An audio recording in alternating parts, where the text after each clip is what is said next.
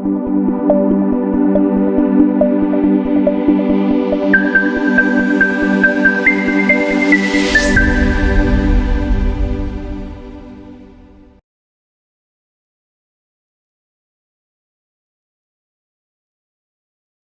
is Marcia Stonehill with Melt the Ice. Today on Operation F.L.O.W, I have with me Dennis and his grandmother, Dr. Lilakos. Dennis and Dr. Lilakos are here to share about a very sensitive topic that many people endure but never get the opportunity to share, or perhaps are afraid to share about. So I really want to thank each of you today for taking this courageous step to share your story to help others. Unfortunately, this is a story about bullying that led to some deep despair and eventually a suicide attempt. We are hoping that our listeners will learn from this experience. We hope that people that are being bullied will perhaps be inspired and feel informed about how to get the help that they need if they are enduring this type of situation. And we also hope that the adults that are there to intervene will feel empowered about how to help in these types of situations where they may currently feel powerless about what to do, or sometimes, unfortunately, may even feel dismissive. So thank you, Dennis and Dr. Lilakos, for being with us today and for being willing to share your story with our listeners. So Dennis, can you tell us what happened? Yeah, so we last September, we moved from Woodbridge, Virginia, and we were new to King George County.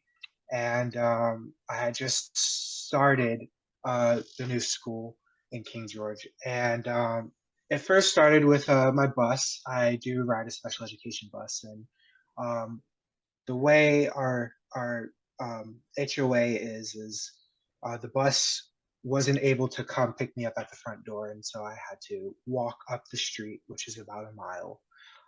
And the bus, being an IEP bus, is supposed to pick me up at the front of the house. And so we had a lot of back and forth going on with transportation in the school. And they eventually were able to pick me up, at the end of my street.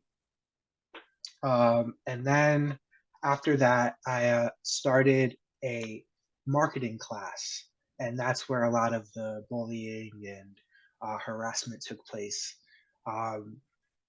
There were a lot of racist students in my classroom that did not like me because of the color of my skin and my sexual identity, and would pick on me constantly. They would make fun of my voice, and they would, um, steal my pencils and other things. And then the teacher in the classroom also had her own racial prejudices.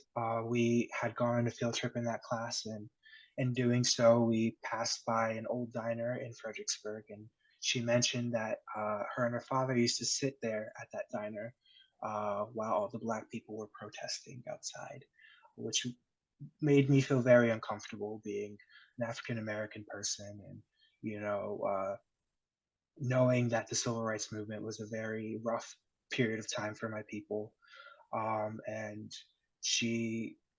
that teacher just would continue ignoring the bullies, and every time I would report something, she would completely ignore my reports. And eventually we had reported to the assistant principal at the school.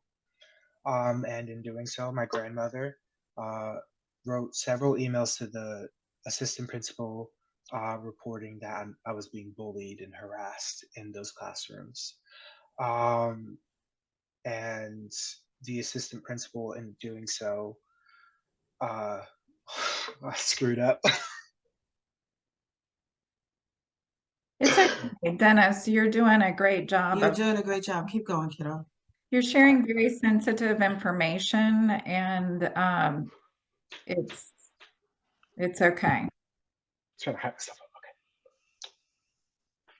Okay. My grandmother reported the bullying to my assistant principal at the time, and we had several meetings with the assistant principal talking about the bullying and whatnot. Unfortunately, the assistant principal uh, did not do a lot to resolve the situation. She actually did a lot of things that may have or did continue to make a lot of things worse. She had asked me to point out a lot of the bullies and whatnot, which is something you never should do because you're then making yourself a target. Because even if a person doesn't, even if the teacher doesn't mention a person's name, they already know about the person that reported them. And so, that was the first semester of my experience at King George High School, and it was very stressful, intense. I had a lot of people call me the N word. I had a lot of people make other racial and homophobic remarks towards me, and it was a really rough period of time because I felt like none of the teachers really understood what was going on. And something that really worried me about the staff was when we did also go to talk to Miss. It was almost like she was desensitized to a lot of the things that were going on at the school. We were mentioning, oh well, the N word's being thrown around, and that's triggering to Dennis, and she was kind of like, well, that's just kids here, and no, it's not just kids. That's a word that is deeply rooted in racism. We also mentioned the fact that students were wearing Confederate flags to school, and she kind of again said that's just the norm here. And so one could imagine it left me feeling pretty helpless and vulnerable. And I spent a lot of my days in one of the special education rooms. They have a stop room. It's for with kids with IEPs or 504s. When they get overstimulated, they have a room to kind of do work and stuff. And I actually created a very strong relationship with a lot of the paraprofessionals within the school. Um, and I also created a very strong relationship with the school social worker at that time. And while I was speaking with the school social worker, she also referred me to a TDT, therapeutic day treatment program within the school. So that began this year, January.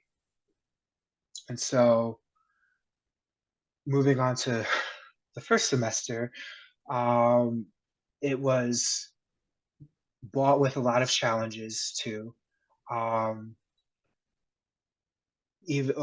had started TDT, and that was helping. There were a lot of band-aids, and I think a lot of the teachers, like the administrators and whatnot, thought that these band-aids were helping. But I always said it's like putting a band-aid over a bullet wound. So you can't put a band-aid over a gunshot wound. You need proper treatment. And so I had easy access to STOP and the school social worker and other mental health services within the school. However, uh, I was still being bullied. There was still a lot of harassment, a lot of underhanded remarks made towards me, and it led to me missing a lot of school. I was missing about 2 days a week of school, and that honestly started from the first day of school. Um, it was very, very dark time, a lot of depression. I really did feel like no matter what, no one wanted to do anything or fix anything. And so I tried working with the TDC counselors and school social workers and the paras, and I had other teachers that tried to help. And eventually, we had an IEP meeting, and we talked about, hey, Dennis is missing a lot of school. What can we do to help? And they didn't really do a whole lot. And so I, sorry, this is really hard. I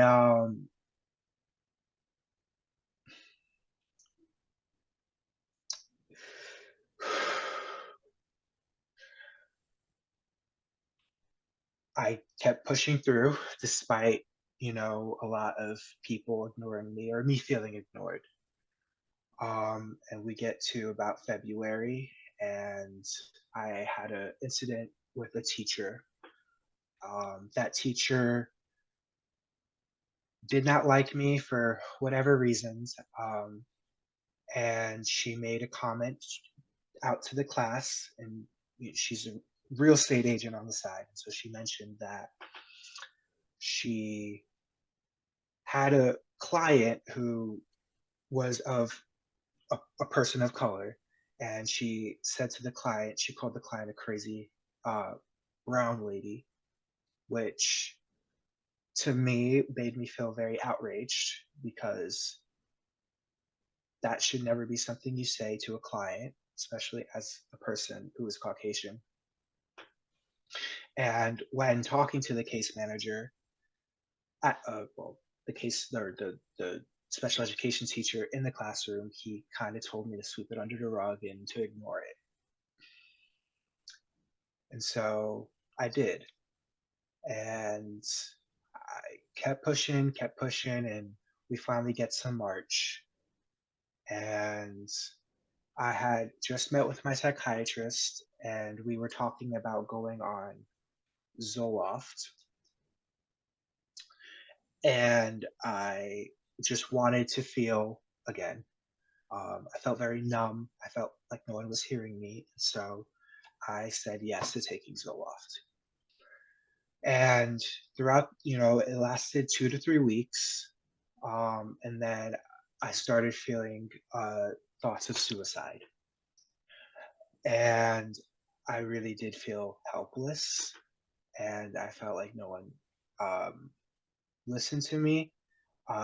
It got to the point where, a lot of the paras at school would buy me little treats if I made it full all 6 days of school or 5 days of school. And I feel like no teacher should have to bribe a student to come to school. And so, like I said, a couple weeks later, I was really going through it. I had a student push me into, well, I had a student push me in the hallway, and he said, throughout later investigation, he said to the administrator, I was in a rush. And for context, I'm from New York, so I spent a lot of years in New York City, and I know what it's like to be in a rush. And normally, if someone runs into me or the other way around, there's like a quick apology and then we move on, or an acknowledgement, like my bad. There was no acknowledgement. And then we get to the next week, and I'm really, really just overwhelmed. I don't want to go to school. I'm tired. I'm weak. And, you know, I wake up, and, my grandma during these times would wake up really early in the morning to try to get me to go to school and push me. And that morning I was not having it. And so we got into a little bit of a discussion about, school and whatnot. And then later that day, she went to go to the store, and I sat at my desk and I contemplated taking pills, really. And eventually I did, which eventually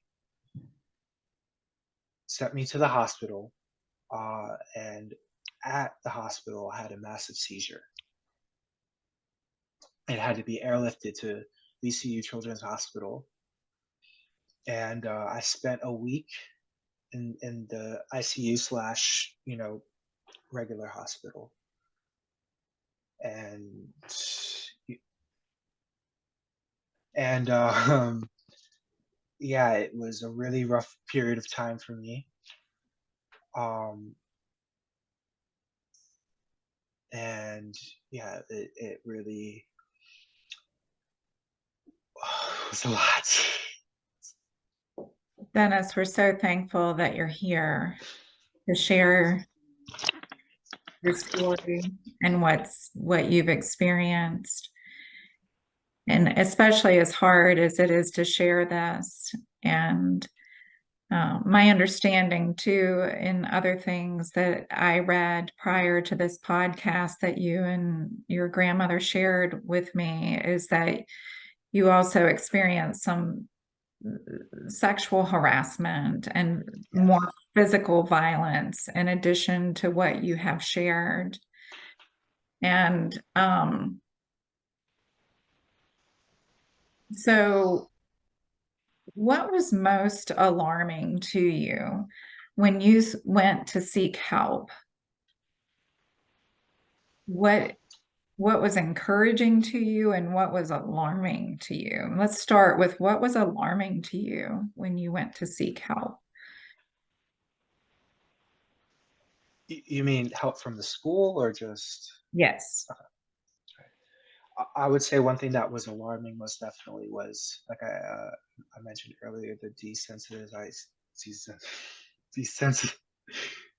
The They were very, desensitization to it, yeah, like it's yes, yeah. dismissive, like just Hmm. just don't worry about it, just get over it, just look away. Um, okay. And then what would you want people to learn from your experience? What would you want teachers and administration to learn from your experience? Education is very important, and I think as a school, it's very important to educate the students on bullying and on sexual harassment, and for them to genuinely understand the consequences to that and how that can affect one's mental health. And I definitely think it's very important for staff members to be more open-minded and to really come from a place of empathy when a student comes to them and says they're going through something, and not to be like, oh well, just sweep under the rug, or kids just being kids. Instead, being like, that's unacceptable. How can I help? And so I think it's very important for not only staff to receive training in that, but also students. Mhm. Um, I think education is very important, and there needs to be more assemblies and anti-bullying. And I've noticed in other schools that do participate in anti-bullying week, or suicide awareness or whatever, that there's a significant drop in bullying at those schools. It Mhm. still happens, but I think kids understand that if they bully a student, it's not just teasing. You're really damaging that person's mental wellness. Mhm.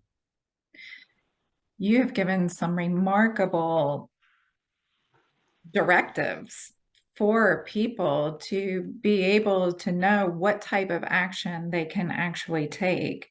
So I really commend you for providing that information to us. And what would you say to a person that's being bullied right now? What would you say to them? Don't give up. Oh, it try. I know it sounds insensitive, because that's what people told me. But if you can't get help from a teacher, get help from a counselor or a school social worker. Um, don't don't just stop at the teacher. Go to the administrator. If the administrator can help, go to the principal. If the principal can help, go to your superintendent. But keep pushing, because I guarantee you, you're not the only one going through bullying. There's other kids going through bullying, and your voice can make a huge difference in that, and essentially stopping bullying or decreasing it at least. What would you want to say to the person who does the bullying? Do you have a message you would want to say to them? Or maybe you already said that because you said you just want them to learn and understand that it's not teasing and how damaging their behavior actually is. Is there anything in addition that you would want to say to that person? That, and I've noticed a lot of bullies will pick at you because they're insecure. And so for that, I say, work on yourself, really work on yourself. You, you know, don't project your insecurities onto another person. You know, truly work on yourself. Go seek help from, school counselors or whatever, because like I said, you don't know what you're projecting onto another person, and that's not their burden to carry. And definitely to enter a lot of those assemblies with an open mind, even at the schools that I did attend where they did do Suicide Week, a lot of kids were like, oh, haha, you know, they would kind of mock it. And to be honest, I, I'm pretty sure that if a bully's victim kills themselves, that the bully's liable for that legally. At least that's what was told at my other high school that I attended. And so, really, truly, watch yourself and to you know do some inner work. Yeah. Dennis, thank you so much for sharing this. Dr. Lilakos, is there anything that you want to say or want to share? Yeah, you know what? Honestly, I think that Dennis did an amazing job sharing, telling his story, and putting out a message about bullying, what we need to do about it, how we need to change it, what needs to happen with training and education. He hit all the key points, and I think my main message is I'm just thankful that my grandson is alive because bullying doesn't just hurt the person that's being bullied. It hurt me. I was devastated by this. We essentially lost Dennis when he had a seizure and he had to come back to us. And um, I, my life would be devastated without my grandson. I've given my life to raise him, his entire life, and my life would not be the same without him. I would like to thank you both for sharing your experience. Again, it is such a sensitive topic, but unfortunately, we know that there's many people that have experienced similar, have had similar experiences. I want to direct people to a website, and this will be visually provided at the end of this recording as well.